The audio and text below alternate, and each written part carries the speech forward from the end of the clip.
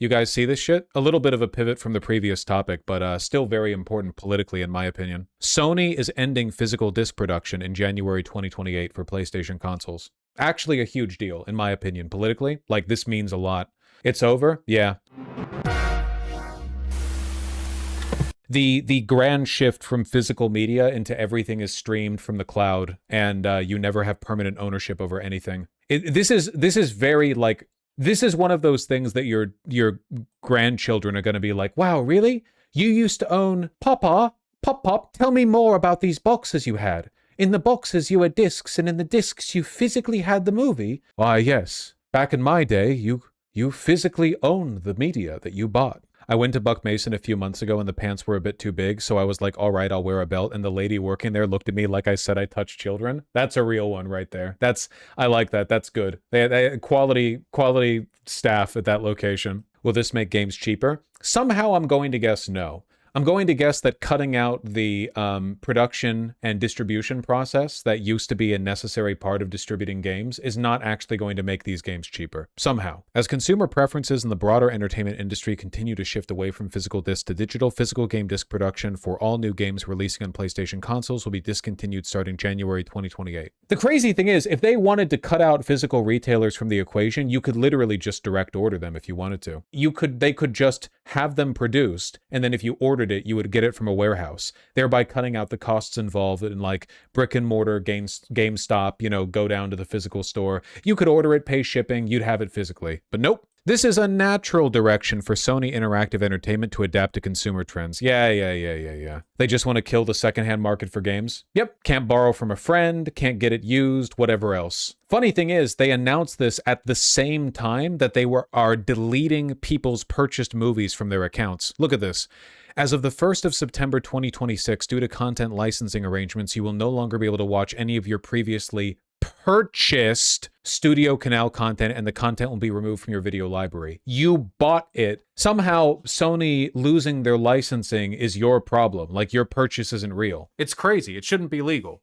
But it is. Do you have any opinions on the Stop Killing Games movement, and do you see them being successful? I mean, I think that they're correct in what they believe in, but I don't think they're going to be successful because the global economic order wants us to own nothing and be happy. You bought any of these? No, you didn't. You signed the terms and conditions. I hope that I get to live. I hope that I'm alive for when terms and conditions agreements are found to be non-legally binding in all cases. Nobody reads them. Nobody on earth reads them. Nobody has ever read them. No human has ever read the EULA. Nobody has ever done it. The idea that that any of that is legally binding, to me, is ridiculous. It is an incomprehensible fucking manifesto of legalese that the average person cannot parse, cannot understand, and there's no meaningful engagement with the content therein. It should not be legally binding. It is intentionally incomprehensible. Exactly. Did you see the lady calling Minecraft and Call of Duty private servers a black market and illegal? Yeah, that was part of the Kids Act. Part of what they're doing for the pro-surveillance, pro-meta-funded Kids Act is they're pushing against private servers for video games. The idea being that, if you buy a game that's meant to be hosted online through dedicated servers, you're actually stealing somehow in order to to run them through private servers. They want everything to go through the cloud. Everything you do, everything you search, everything you buy, all of it will be temporary, ephemeral, and subject to surveillance. You will not be able to buy anything in cash for your personal use ever again.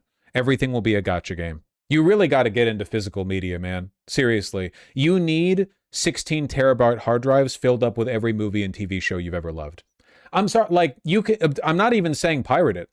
Buy it legally. You can do that. That is legal. It is legal to own things still, for now. Maybe in the future, the fucking covenant will be breaking down door to door, demanding to see proof of any physical media. They find, if you have a book, they're going to do book burnings to make sure that everything you have is a Kindle with a subscription or whatever. Jesus. The crazy thing is, too, generally, I'm anti-pirating. I think that people are insanely entitled to media in a lot of cases. People are why should I pay for the art made by artists I should just get everything for free. I like generally, I think that people when they defend pirating online come across as really fucking entitled. Like, I get it if you're talking about Call of Duty 17, 6, 7 or whatever. I understand, like, fuck those corpos, I get it. But by and large, like, there is a pretty direct relationship between game sales and like the health of the studio producing them. And if we're talking about stuff like books or like indie games, especially, listen, I'm just saying that I'm not like one of those, you know, fuck every corporation, nobody should get paid money for producing art that I enjoy. I understand it. But if they're going to make it so that everything you buy is subject to termination the moment a licensing agreement ends, fuck that, dude. Holy shit.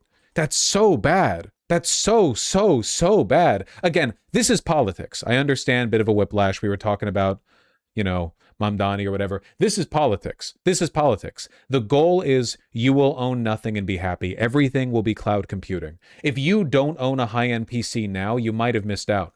It's very possible that high-end PC parts are never going to be made affordable again, and the average person is just going to have a fucking Chromebook through which everything gets streamed from the net. You have to pay for internet, you have to pay for the subscription, you're probably going to have to pay rent on the PC itself. Everyone's just going to like rent their laptops or whatever. Everything will be rentals all the time, forever, over and over and over and over again.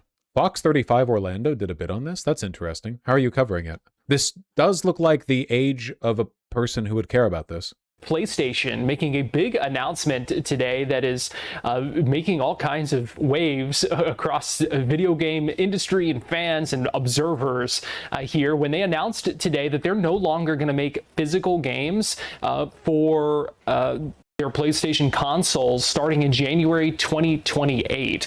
So a big announcement here. We've talked recently about this kind of debate between physical media and digital media, and a big step in this conversation today. And so joining us live now to break this down for us, give us some perspective here as well. Pleased to be joined this morning by Khalif Adams, who is the Hello, gamer. I assume this is a YouTuber? The CEO of Spawn on Me LLC. You may know him from his podcast. Khalif, thanks so much for joining us here on Fox 35 News Plus today. Thanks so much for having me. Excited to talk about all this madness that's happening in the world of video games and PlayStation today. A huge announcement. Was this something that anybody expected or anyone saw coming at this point?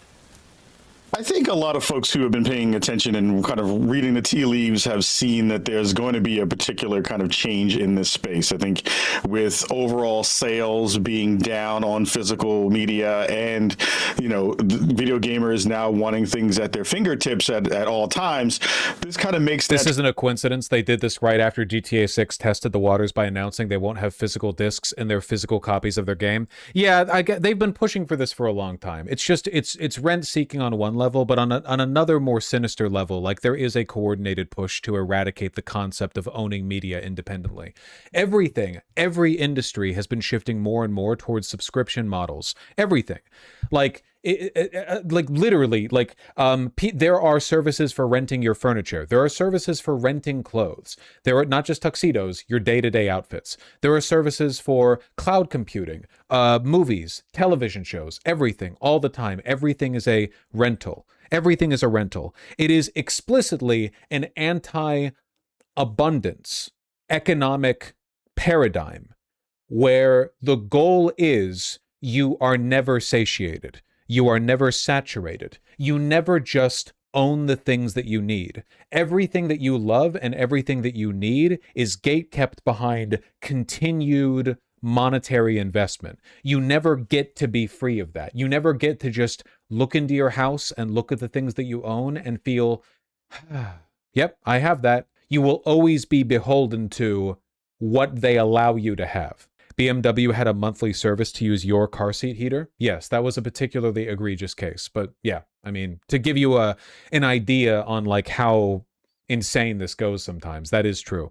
The cars had the car seat heaters in them, but you had to pay a subscription in order to allow them to be activated via a computer. Transition not only easier for the platform holders, but gives a space for folks who are really excited about that digital landscape, some excitement for them. But the folks who Can you just do it anyway? Oh, sure, you could like, you know, crack the car open in some way or another. I'm sure you could do it, but it would void your warranty. collectors are looking for a new solution, because this isn't it for what they want. I was going to say it's an interesting dynamic because there is so much to be said about the convenience of being able to buy digital. Just download it. You don't have to. Nothing wrong with buying digital. When you buy digital off of GOG, Good Old Games, you own a DRM-free copy of that game that is saved onto your hard drive that you can access without having to use the servers on GOG. When I buy a game off GOG, it is just a file on my computer. It's an exe file. The world could end. Nuclear fallout could blanket the planet. I could be moments away from dying due to radiation, and I could crawl over to my just barely functioning computer with the last mote of energy being channeled by my near diesel depleted generator, and I could double click on the exe file that would run Doom 64 and it would open. That's it. And this is literally just how regular computer executable files work. It's normally how it works. Everything on top of it has been an attempt to keep you from being able to. Doom 64 wouldn't be an exe, but yeah. Well, I mean, mine is, because I got Doom 64 on GOG and it's an exe, so track it down, a physical copy, that kind of thing. But there really still does seem to be an appetite for physical discs and to have that physical copy. I mean, this was a debate that we were just talking about last week with Grand Theft Auto 6 and that release and some of the controversy over that, not being a physical copy with that. And so it's an interesting dynamic, Khalif, when you're talking about it being 2026, so much is digital, but still being folks who want that physical copy. Yeah, folks. It's not, again, they're misfocusing here. It's not even about the physical copy. It's about owning the file. It would be fine. I don't think people would be as upset if when you downloaded GTA 6 onto your PC or whatever, it was a file you could access no matter what. I don't think it'd be as much of an issue if they were like, oh, we're doing digital releases only. But when you bought it online, you have the file on your computer. I was going to say physical file. I mean, a file is technically a physical thing in the sense that the configuration in the hard drive of, you know what I mean? Like, it's there on your hard drive. It's not just like a thing you double click that sends a ping to a server that then allows you to access it. Who are, the biggest kind of conversation around all of this is around what do you actually own? If you're given a digital code for a game, you can't resell that. If you're down on your luck and you're like, hey, I need to trade this thing in, or if you have a friend who just wants to play a thing that you have and they don't own it, you can't do that with a digital game at this point. So seeing this uprising of, animosity towards the practice is reasonable for folks who are worried about not only is the digital future going to be real, but there are some concrete actual problems with the ways that digital media gets kind of shared, especially when you think about U.S. infrastructure. Not everyone. Genuine question. What's the difference between GOG and Steam? Like, I can also download games off Steam and it's on my computer and I can play it anytime. Because with Steam, in many cases, not all, but in many cases, your ability to play that game is tied to a bunch of authentication checks on Steam's end. There are things Steam could do that would take away your license, your ability to play that game. It has DRM. GOG doesn't. So if Steam went down, or if Steam changed something on the back end, or changed its availability, or whatever else, you might not be able to play those games anymore, even if you can play them offline right now. You might still need to run a ping to the server. That's the reason why, like, opening a game through Steam, you have to go through Steam. With GOG, the company GOG could go under. Anything could happen. The file is on my computer. As long as the file remains intact, it is unchanging, Has great internet, rising costs of what is going to have for electricity. There's so many different avenues in where this could be problematic, and it winds up being something that consumers are going to really be worrying about kind of moving in the future.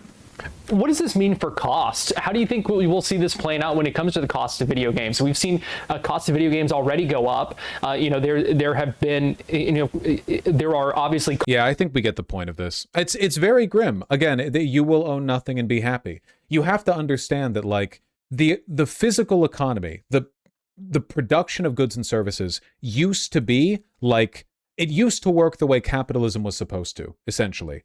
A producer would make a good or a service, and if you decided it was worth it, you would give them their money. They competed with each other. You decided what was best for the price. I'm not saying it was a fair system, but it worked in line with its like base principles. But now we live in an era that is so abundant in the availability of resources that companies have to use tricks. They have to lobby the federal government in order to change the way rules work, change the law, so that rather than just relying on the availability of the infinitely abundant products and services that you enjoy, you now get your access to them streamlined through things like subscription services, which will drain you of your wealth and reliably enrich the company, no matter how much you need them or how often you use their services or whether or not you've already paid for everything you have. The fact that Sony is just straight up deleting, again, if you purchased these movies from the Sony library, they are deleting it off your device. All of these. If you have purchased these, you bought it. It said you are renting or you are buying. You're buying them. These are all getting deleted. No refunds. Sorry, Wagey. It's theft. Well, legally, you've only purchased the license to watch the movie through Sony's services.